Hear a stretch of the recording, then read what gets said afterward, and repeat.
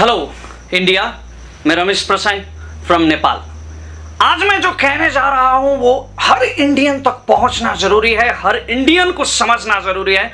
मैं प्रार्थना करता हूं कि आज जो बात मैं कहने जा रहा हूं वो इंडिया के हर गली नुक्कड़ से, चौक से लेकर बड़े बड़े बंगलों तक पहुंचे, सारे इंडियंस तक पहुंचे, क्योंकि हर इंडियन को यह समझना जरूरी है कि नेपाल और इंडिया के रिलेशन में ये जो विवाद आ रहा है ये क्या है और क्यों है। आदरणीय सम्पूर्ण राष्ट्रभक्त नेपालीहरुमा म यो निवेदन गर्न चाहन्छु कि यहाँहरुले यो भिडियोलाई जति सक्दो शेयर गर्नुहोला, किनकि सीमा विवादको बारेमा तपाईले र मैले गफ गरेर हाम्रा दुःख सुख बाँड्ने मात्रै हो, यो भारतका जन जनसम्म पुग्न जरुरी छ। त्यसकारण आज म हिन्दीमा बोल्दैछु। प्यारे हिंदुस्तानी भाइयों और बहनों, मुझे अपनी भाषा से ही सबसे ज्यादा प्रेम है, नेपाली से मोहब्बत है मुझे, लेकिन अगर मैं नेपाली में बोलूं तो शायद आप लोग नहीं समझ पाएंगे। इंग्लिश ऑप्शन हो सकता था, लेकिन इंडिया में भी नेपाल की तरह इलिटरेट पॉपुलेशन बहुत ज्यादा है, इसलिए शायद इंग्लिश समझने में भी दिक्कत होगी, इसलिए मैं आपकी भाषा का प्रयोग कर रहा हूं। मैं शेक्सपियर की एक शायरी याद करता हूं कि मैं इसलिए तुम्हारी भाषा सीख रहा हूं ताकि तुम्हारी तानाशाही का जवाब दे सकूं। आज नेपाल और इंडिया के इस विवाद के बारे में हर इंडियन को भी समझना जरूरी है कि यह विवाद क्यों है। आपके प्रधानमंत्री कहते हैं कि नेपाल और इंडिया का रिलेशन केवल गवर्नमेंट टू गवर्नमेंट नहीं है, पब्लिक लेवल रिलेशन है, इसलिए मैं पब्लिक लेवल पर आप लोगों से कुछ बात करना चाहता हूं। मैं बॉर्डर के इशू पर भी आऊंगा, लेकिन सबसे पहले एक आरोप का जवाब देना चाहता हूं, एक इल्जाम जो अक्सर आपकी मीडिया नेपाल और नेपालियों पर लगाती है कि नेपाल में एंटी इंडियन सेंटिमेंट बहुत ज्यादा है। 100% गलत। नेपाली कभी भी एंटी इंडियन नहीं है। अरे हम तो आपकी सरहदों पर लड़े हैं। आपके प्रधानमंत्री कहते हैं कि हमने कोई जंग नहीं जीती तब तक जब तक किसी नेपाली का खून नहीं बहा। हमारे भाई मरे हैं आप लोगों के लिए।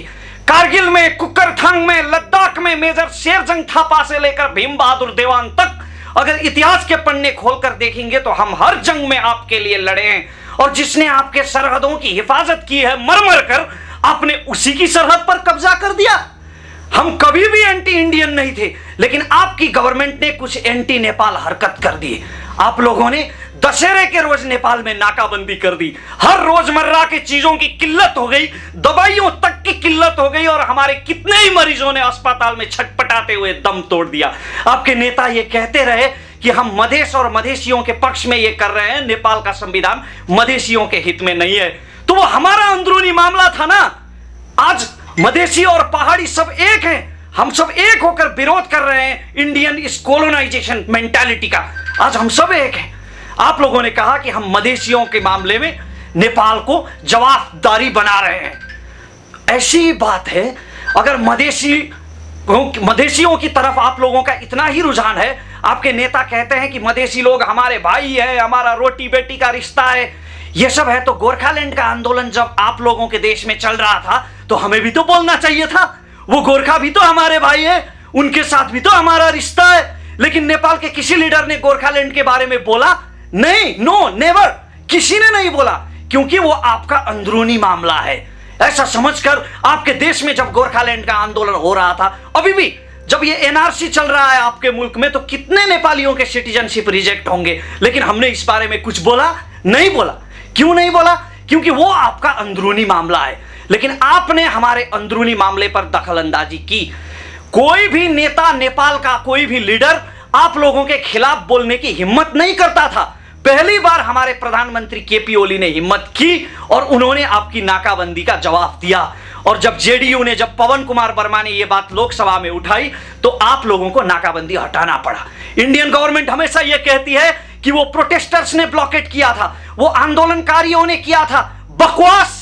जहां कोई प्रोटेस्ट नहीं था, कोई आंदोलन नहीं था, आप लोगों ने उस नाके को भी ब्लॉक कर दिया था, जिसके एवज में हमें दशहरे के रोज हमें इतनी तकलीफ सहना पड़ा। तो उस बात से हमारे लोगों के मन में एक खटास बैठ गई। दूसरी बात, आप लोग कहते हैं, आपकी मीडिया कहती है, खासकर ये आज तक जैसे मीडिया, अगर मेरा बस चलता तो नेपाल में बैंड कर देता मैं इन कम वक्तों को। ये कहते हैं कि नेपाल टेररिस्ट का अड्डा बन रहा है, आईएसआई के संरक्षण में यहां मदरसे चल रहे हैं। तो कहां से आए वो टेररिस्ट? जो जबीबुद्दीन अंसारी 26/11 के मुंबई हमले में हैंडलर था, पाकिस्तान में बैठकर जो कमांड दे रहा था, वो कहां से आया? He was by birth Indian, आप लोगों के बीच का था वो। जितने भी टेररिस्ट है ना वो आप लोगों के बीच से निकलते हैं, आपके आपस में प्रॉब्लम्स चल रहे हैं, उसमें हमारा कुछ नहीं है। और आप लोगों को अगर इतनी ही तकलीफ है नेपाल से, इतनी ही तकलीफ है, आपकी सिक्योरिटी को इतनी दिक्कत है, तो बंद कर दो ना बॉर्डर, लगा दो ना बॉर्डर पे तार। किसने रोका है आप लोगों को? लेकिन नहीं, आपके प्रधानमंत्री कहते हैं, नरेंद्र मोदी जी कहते हैं कि बॉर्डर हमेशा खुला ही रहेगा, बॉर्डर खुला ही रहे, उसमें हमें कोई आपत्ति नहीं। लेकिन आप ऐसे इल्जाम तो मत लगाइए। नेपाल में जितने भी टेररिस्ट नेपाल में आए हैं या आए होंगे, वो कहां से आए? आसमान से उड़ के थोड़ी आए, वो आप लोगों के वहां से आए, इस पार आए। तो इसमें हमारा क्या दोष? अब मैं बॉर्डर की इशू पर आता हूं। जो काला पानी का अभी इशू चल रहा है ना, वो काला पानी में कोई विवाद है ही नहीं, उधर कोई डिस्प्यूशन है ही नहीं। वो हमारी सरहद है जिस पर आपने जबरदस्ती कब्जा कर रखा है। आज से नहीं, 60-65 साल पहले से कब्जा कर रखा है। और आपकी मीडिया ने, आपके गवर्नमेंट ने आपको धोखे में रखा है।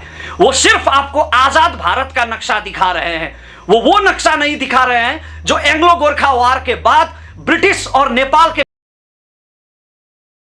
बाद सन 1827 में, सन 1856 में और सन 1905 में जो नक्शे बने थे, वो नक्शे आपको कोई नहीं दिखा रहा। ना आपका मीडिया दिखा रहा है, ना आपका गवर्नमेंट दिखा रहा है। तो वो जमीन आपकी है, वो जमीन हमारी है, हमारी थी, हमारी है और हमारी रहेगी। और ये सिर्फ काला पानी का इशू नहीं है, ये 71 जगहों का इशू है, ये 71 जगहों का इशू है।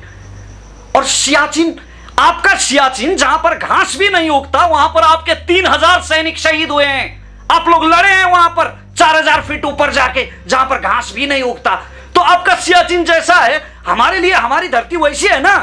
आपका सियाचिन जैसा है हमारे लिए सुस्ता वैसा है, आपका लिपुलेख जैसा है हमारे लिए लद्दाख वैसा है, आपका कश्मीर जैसा है हमारे लिए हमारा काला पानी वैसा है ना। आपका देश प्रेम और हमारा देश प्रेम क्या?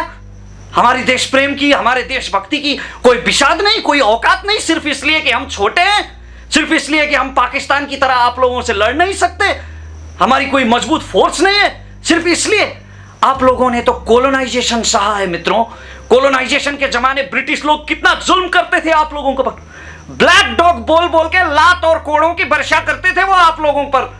आपकी बहू बेटियां भी सुरक्षित नहीं होती थी। मैंने पढ़ा है वो इतिहास, जब बाल गंगाधर तिलक और महात्मा गांधी, आप लोगों के भगत सिंह जैसे नेता जब ब्रिटिशर्स के खिलाफ मोर्चा करते थे, नारे लगाते थे, इतना कोलोनाइजेशन सहने के बावजूद भी आप लोगों को यह एहसास क्यों नहीं होता कि जब कोई ताकतवर कमजोर पर जुल्म करता है तो यहां दर्द होता है, यहां से ज्वाला उठती है।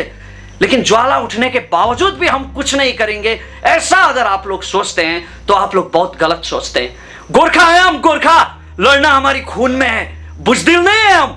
और काला पानी तो हम लेकर रहेंगे, आपको वहां से हटना ही होगा, क्योंकि इंटरनेशनल बिरादरी में आपका और हमारा मुल्क एक है।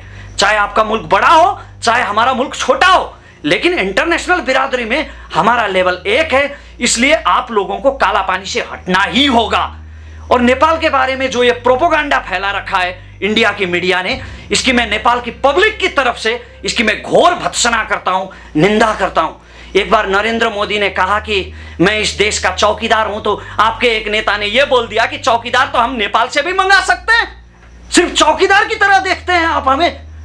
कितना बड़ा रिश्ता है हमारा, कितना पुराना, कितना हिस्टोरिकल रिलेशन है हमारा। आपके लोग भी तो हमारे यहां आके लोहा शीशी उठाते हैं, कबाड़ उठाते हैं, लेकिन हम तो कभी ऐसे अल्फाज इस्तेमाल नहीं करते। हम इज्जत देते हैं आप लोगों को पड़ोसी बोल के, तो इज्जत देंगे तो क्या सर पे बैठ के नाचेंगे क्या? तो आप लोगों ने और आपकी गवर्नमेंट ने, इसमें इंडियन सिटीजन का कोई दोष नहीं है, इंडिया की अवाम की कोई गलती नहीं है, लेकिन आपके मीडिया ने, आपके गवर्नमेंट ने यह पूरा प्रोपोगंडा फैला रखा है और आप लोगों को धोखा दे रखा है। 126 पिलर हमारे गायब हुए हैं। सिर्फ ये काला पानी का इश्यू नहीं है, 126 पिलर हमारे गायब हुए हैं। उनको कोई जमीन ने नहीं खाया है, कोई आसमान ने नहीं निगला है। आपके एसएसबी के जवान रातों रात घुसकर वो पिलर उखाड़ देते हैं, और जो रात को जो नेपाल था जो जमीन, वो सुबह इंडिया बन जाता है अचानक। ऐसे चमत्कार हो जाते हैं और हमारे बॉर्डर, आपके लोग, आपकी गवर्नमेंट उस पर कब्जा कर लेती है। अंत में मैं सिर्फ इतना कहना चाहूंगा कि सारे नेपाली लोग ये चाहते हैं, इंक्लूड मी, हम सब नेपाली ये चाहते हैं कि नेपाल और इंडिया का जो रिलेशनशिप है, जो बायलैटरल रिलेशनशिप है, ये मजबूती से रहे, इसमें ऐसी दरार ना आए। लेकिन अगर ऐसी ही हरकत होती रहेगी तो सहने की एक सीमा होती है, एक लिमिटेशन होता है, और जब वो लिमिटेशन टूटेगा तो इस दोस्ती में दरार आ सकती है। अभी ये दोस्ती मजबूती से चल रही है, आपकी फिल्में चलती है हमारे यहाँ, हमने कभी उसका बाइकआउट नहीं किया है। आपके सीरियल्स चलते हैं हमारे यहाँ, आपके लोग आकर यहाँ बिजनेस करते हैं, हमारे लोग जाकर वहां काम करते हैं। तो इस दोस्ती को पब्लिक लेवल पर बरकरार रखना है, और अगर बरकरार रखना है तो इंडियन गवर्नमेंट को अपनी हरकतों से बाज आना होगा। उसे यह समझना होगा कि हर देश के हर नागरिक को अपनी संप्रभुता उतनी ही प्यारी होती है जितनी आपको होगी। और आप अपनी बहू बेटी को बहू बेटी, अपनी मां को मां, और दूसरों की औरतों को इज्जत ना देना इसी तरह है जो आप अपनी जमीन को इतना मोहब्बत देते हैं और दूसरों की संप्रभुता का सम्मान नहीं करते। मैं प्रार्थना करता हूं कि आज के बाद ये सब चीजें धीरे धीरे ठीक हो जाएंगी, ऐसी नौबत नहीं आएगी कि यह मामला इंटरनेशनल कोर्ट में जाना पड़े। मैं सारे नेपालियों की तरफ से यही कामना करता हूं। जय नेपाल, जय पशुपतिनाथ।